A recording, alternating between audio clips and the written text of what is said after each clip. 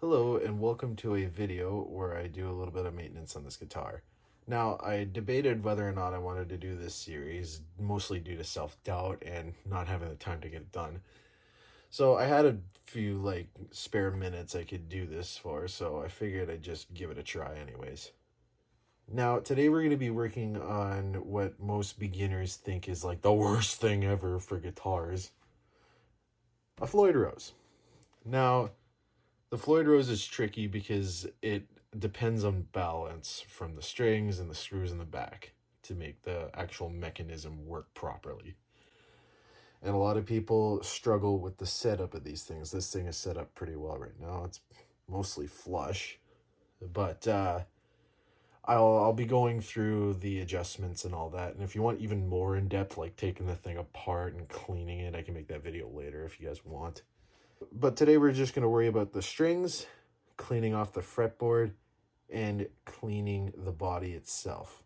So there's going to be a couple things you need and a couple things I suggest to use for this process. Most importantly, and what will screw you over if you don't have it for a Floyd style guitar, is an Allen key. This is important for this end and this end. It locks the nut and it locks the strings inside of the bridge. So get one of these, do not lose it. Next, just for convenience, get yourself a nice string winder. It'll speed up the process of winding up the strings and all that jazz. This one came with the wire cutter, but I'm not going to be using that. I'm going to be using a separate wire cutter because this one kind of sucks. The aforementioned wire cutters, this is an actual decent pair that will have lots of leverage to cut, and you don't need much leverage for a string, but it is nice to have. I use this for bass strings as well. All right, you'll want your guitar polish for the body, just so that you can get the fingerprints off. And lastly, you'll want a tuner. If you're not somebody who tunes by ear, just get yourself one of these. It'll save you a lot of hassle. It's not really worth plugging into your pedal board when you're just doing setup. Like, most of the time when I'm setting up my guitar, I don't plug it in until it's all done. So having one of these is handy. You can just do it right on the bench. So for strings, I use the nickel wound D'Addarios 9-42 for this guitar in particular.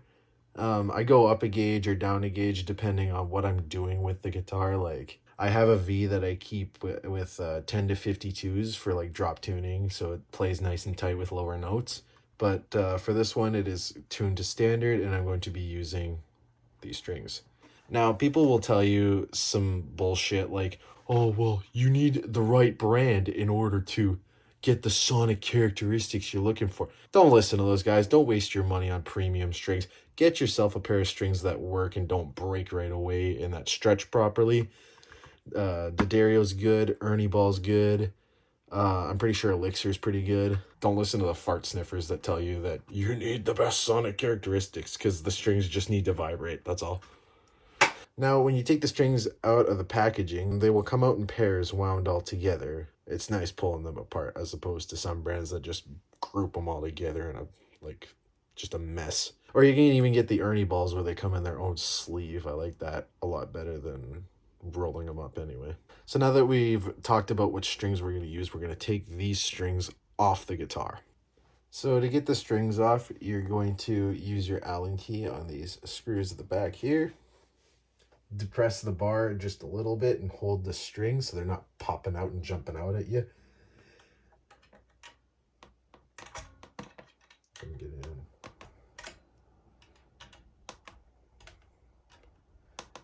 Usually about half a turn will do it.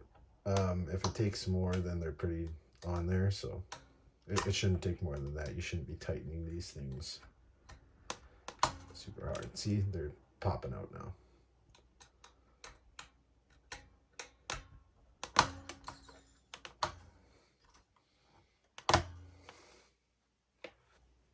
All right, now that the strings have no more tension on them, you can just kind of plop them over here, and we'll take them out of the tuning bags. Undo the lock and nut.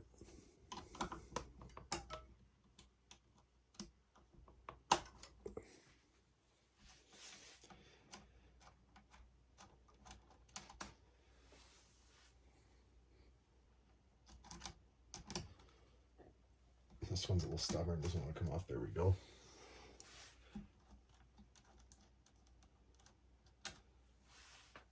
All right, now we can feed them under the string tree and pull them off the guitar.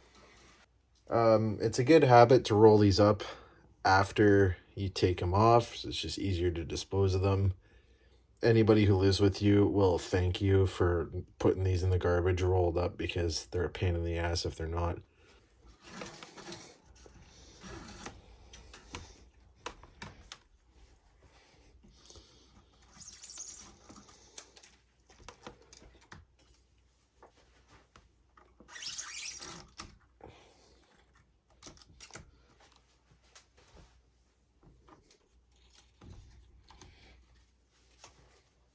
All right, one more.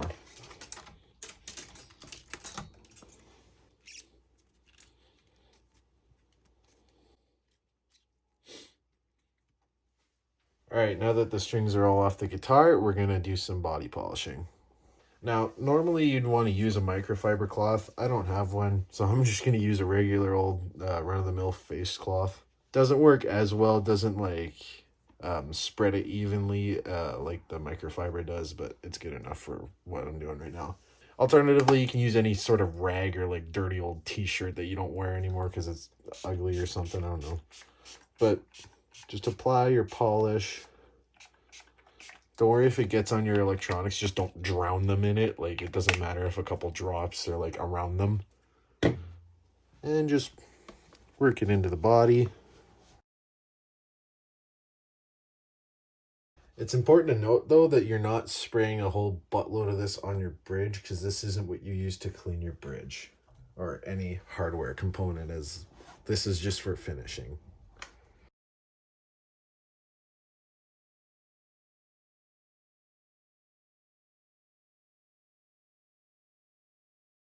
Not that anybody's going to see it, but we're going to get the sides and the back of the body too, just because I don't like grime building up on my guitar.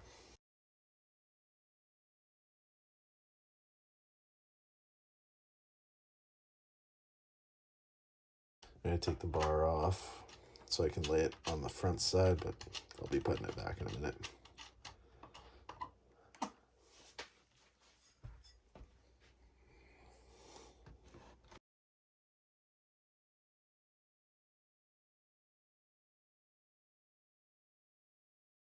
All right, now that your guitar's ass is nice and clean, you turn it back around.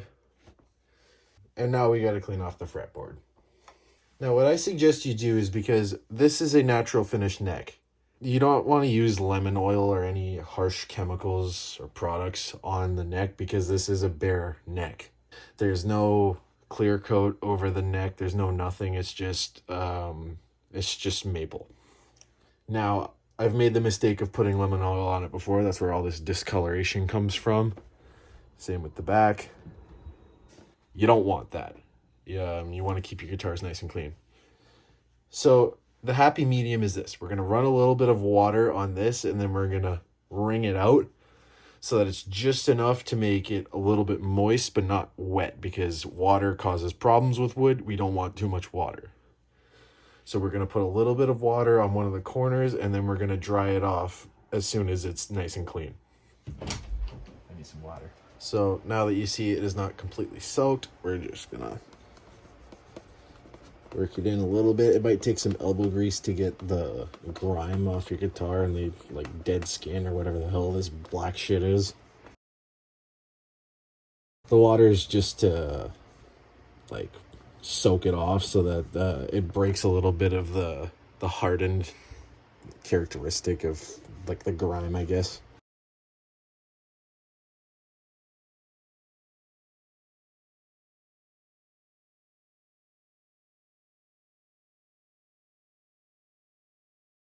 All right, now the big obvious spots are gone and it looks nice and clean. We're gonna just dry it off.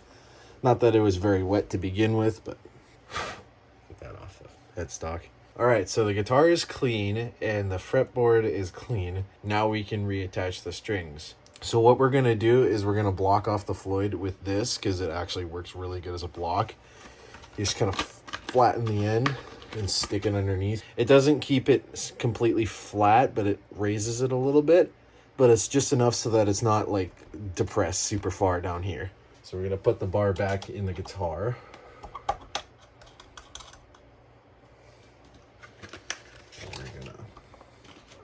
So you kind of just put that there, and it sits not flush, but close enough to flush. And now one by one, you just put the strings back into the saddle.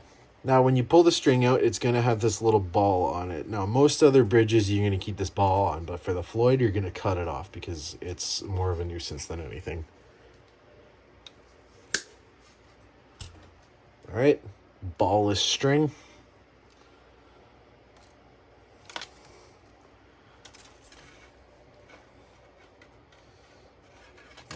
Needs to be open a little more.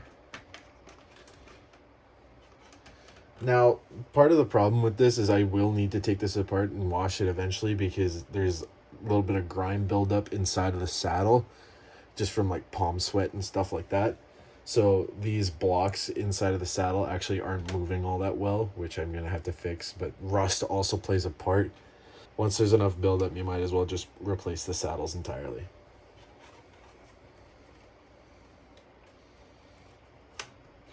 Still not going in.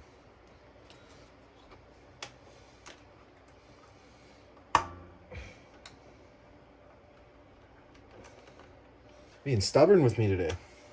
All right, so if it's being really stubborn with you and you don't feel like cleaning it right away, get yourself a little flathead screwdriver like this. Place it in like that and force it just enough so that it opens out. Like that. Still not enough. What is your problem today? I don't want to take it out any more than that. It's not that. It's just stuck.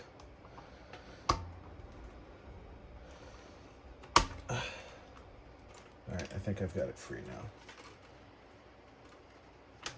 now. No, not quite. Pain in my ass. Ugh. Don't be discouraged by little things like this, little hiccups, because it's not a maintenance day without something going wrong. Why are you being so stubborn? The reason why I'm doing this is because you want the string to actually touch the bottom of the saddle. Otherwise, it's not going to be a good enough connection. It won't stay in. The saddle, the block won't pinch it hard enough if it's like uneven. That's why I'm fighting with this right now. Yeah. Open your fucking mouth. All right, I was able to feed the string in there. Like I said, it's not maintenance day without a couple hiccups, so. I'm gonna finger tighten this most of the way. And with the Allen key, you just want to give it a couple turns until it's snug. You don't want to over tighten it because it'll just cause stress to the hardware and hurt it more than it actually fixes anything. There we go. Nice and finger tight. And then we're just going to put the other string somewhere out of the way. All right, now to do this 5 more times. This is going to be fun.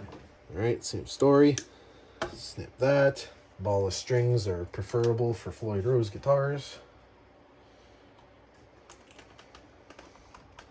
Fuck this one too. Oh, that one's not as bad. Yeah, that's better. So finger tighten.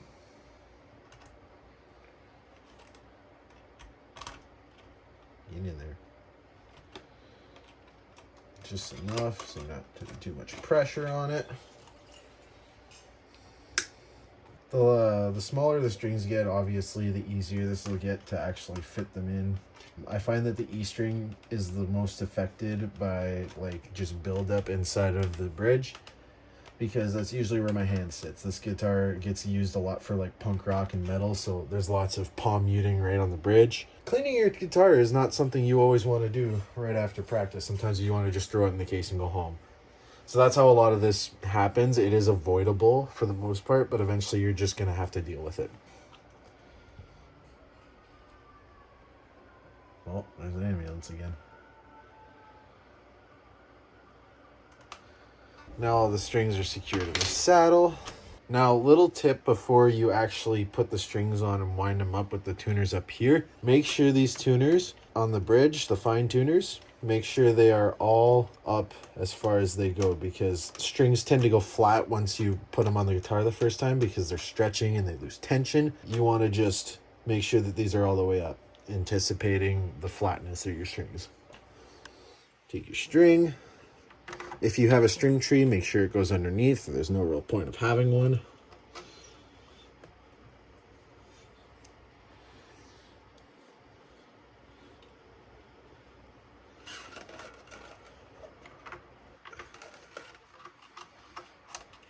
Get under there. Thank you. Now pull your string all the way through, and what you're gonna do is 1.5 tuning pegs. Now, the amount of slack you give this can change based on the guitar, based on whatever. But I usually like to give it like an inch, maybe an inch and a half. Slack, depending on how long the actual tuning peg is. So that's enough slack for this guitar because these are actually really small machine heads. Pull it back, and now that you've bent it where I told you to, it shouldn't come through very easily. And so now you take your handy little string winder and wind up your string. Now hold the string on this side and keep the tension. This will help it wind into the tuning peg over here properly without any slack coming out and potentially ruining your tuning stability. Doesn't matter too much on this guitar because once I put the locking nut down, it doesn't usually come off until the next string change. It's just a good habit to have for any guitar. So we're gonna do it till it's kind of at least giving it a little bit of pitch. We're not tuning it up to a tone yet. For now, we're just gonna get it so that it's like there's a little bit of tension so that it's not flopping all over the place. I do this because it gradually adds tension to the bridge instead of adding it all at once. When you add it all at once, it like stores a bunch of potential energy when it's like stretching out. So you might have a string pop out of the back here, or you might have it just snap on you, or the bridge will just like wonk up like that. You don't want that. Push that through.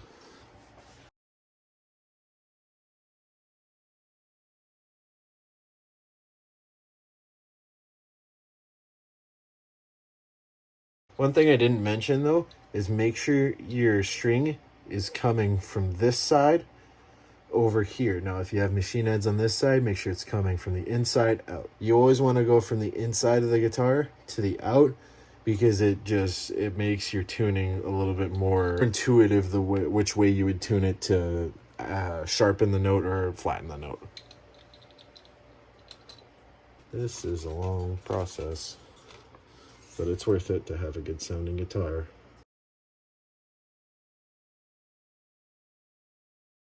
This process is a lot shorter on guitars that don't have crazy whammy bars like this.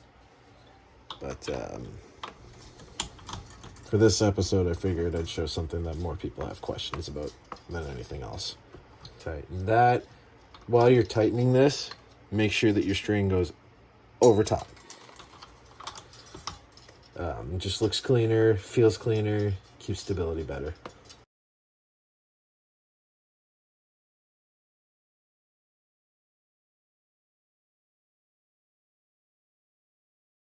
Doesn't have to be in tune, just has to have some tension.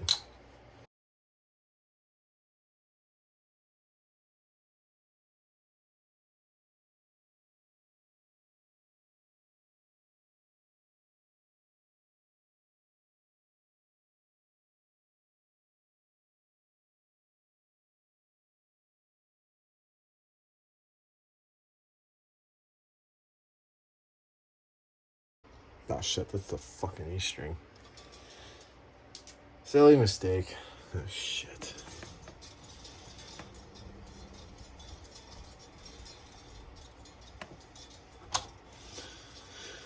Doesn't matter too much if you do something like this. The pinch point isn't so drastic that your string will snap because of it. So just keep that in mind. That's kind of a piss off.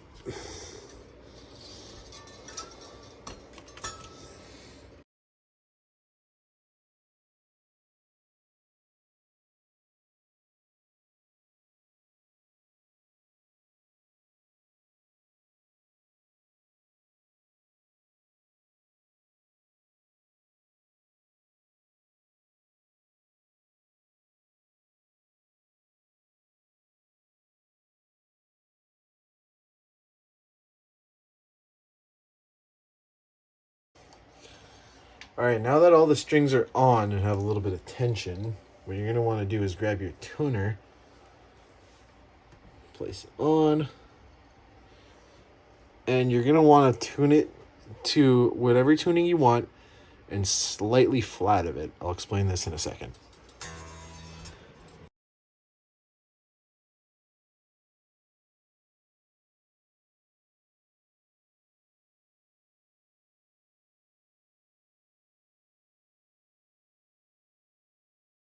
All right, now that they're slightly flat from their tuning, what you're going to do is you're going to take the block out of behind the bridge. It's going to come down a little bit, so there's going to be more tension on the screws, which is going to bring them close to the pitch that you need.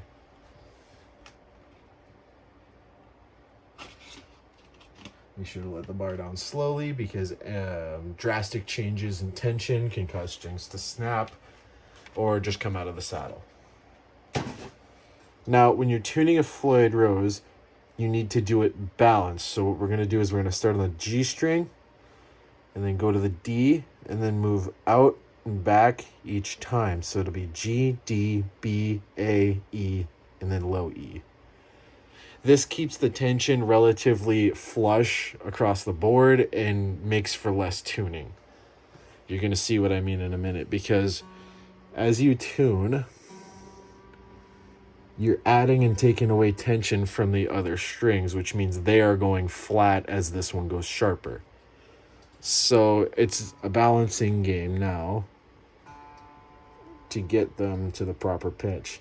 Now, the more out they are, the longer this will take. That's why I tune them close enough to pitch that I can get them quite easily. So they're never more than a note or two out of pitch.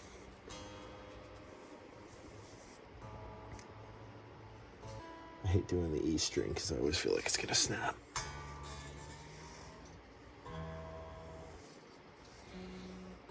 See, now G's flat. I'm going to put that a little bit sharp so that it comes down a bit. And you're going to be playing this game until your guitar wants to stay in tune. Getting closer and closer every time.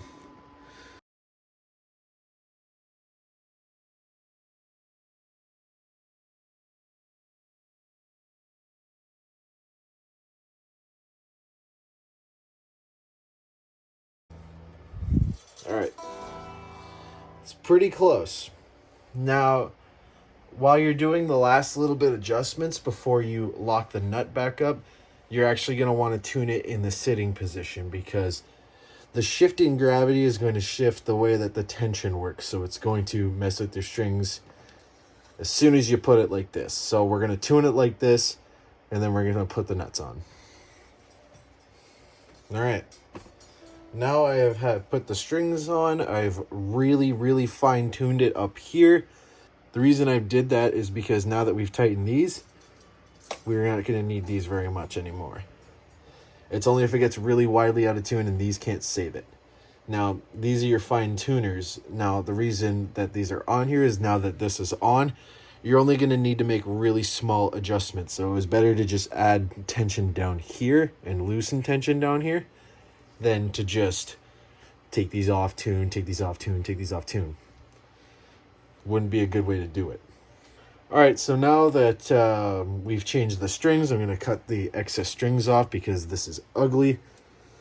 Don't keep the excess on your guitar because you just look like an amateur when you do that. Do your best not to scratch your guitar here, or really just don't scratch your guitar while you're using these. It's much easier with the little one that I had, but I hate using it, and I'm good enough with these.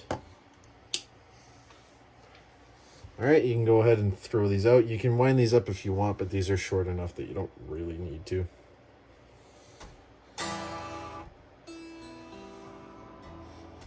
Alright, that's a full string change on a Floyd Rose guitar, at least the way I did it. There's other people with videos and they do it a little bit differently, but this is how I do it. This is what has worked for me time and time again with shows. You're in a pinch and you got to have it ready for this afternoon. This is the way I do it. It takes half an hour, depending on if you run into any obstacles or any like setbacks. But today was pretty smooth, other than this fucking thing giving me a hard time. If you have more questions, if you want to see me take this thing apart in a couple of weeks or something like that, let me know. Soldering jobs, setup jobs, anything like that, you want to know about them, I'll tell you about them. Let me know, and it'll help me with what I want to make next. Thanks, guys. See ya.